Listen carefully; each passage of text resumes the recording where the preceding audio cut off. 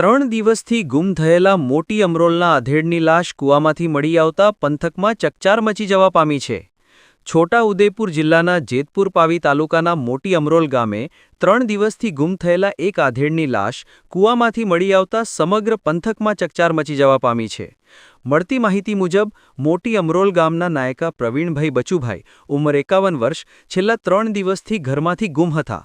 પરિવારજનો દ્વારા તેમની અનેક જગ્યાએ શોધખોળ કરવામાં આવી હતી, પરંતુ તેમનો કોઈ પત્તો મળ્યો નહોતો, જેના કારણે પરિવારજનો ચિંતામાં મુકાયા હતા।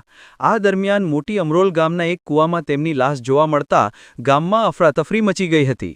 ઘટનાની જાણ થતાં જેતપુર પાવી પોલીસ તાત્કાલિક ઘટનાસ્થળે પહોંચી હતી અને મૃતદેહને બહાર કાઢી આગળની કાર્યવાહી હાથ ધરી હતી। પોલીસ દ્વારા મૃતદેહને જેતપુર પાવી સામૂહિક આરોગ્ય કેન્દ્ર ખાતે પોસ્ટમોર્ટમ અર્થે ખસેડવામાં આવ્યું હતું।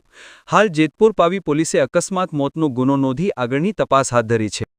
જેતપુર પાવી તાલુકાના મોટી અમરોલ ગામે તારીખ 7/3/2026ના રોજ સાંજના 7 કલાકે મોટી અમરોલ ગામના રહીશ નાયકા પ્રવીણભાઈ બચુભાઈ નાઓ આખો દિવસ બકરા ચારી સાંજના સમયે એમના ફળિયાની અંદર નાયકા ભીમાભાઈ સોમાભાઈના મધર એક્સપાયર થઈ ગયેલા એવા મેસેજ મળતા તેઓ એમની પત્નીને કહ્યું કે તમે કપડાં અને જમવાનું આપણે પછી જમીએ છે, હું જરા ત્યાં બેસીને આવું છું।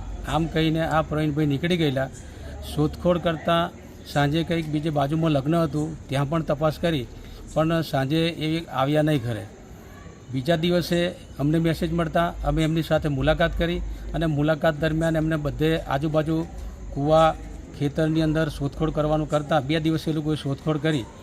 આજે બપોરે 3 વાગે નટુભાઈ જન્યાભાઈ નાયકાના એક કૂવાની અંદરથી આ ડેડ બોડી દેખા દેતા અમે પોલીસ સ્ટેશનમાં જાણ કરતાં પોલીસ સ્ટેશનનો સ્ટાફ આવી એમની રૂબરૂ ડેડ બોડી કાઢી અહીંયા CSC જેતપુર પાવી લાવ્યા અને પોલીસે ગુનો દાખલ કરી આગળની કાર્યવાહી હાથ ધરી છે।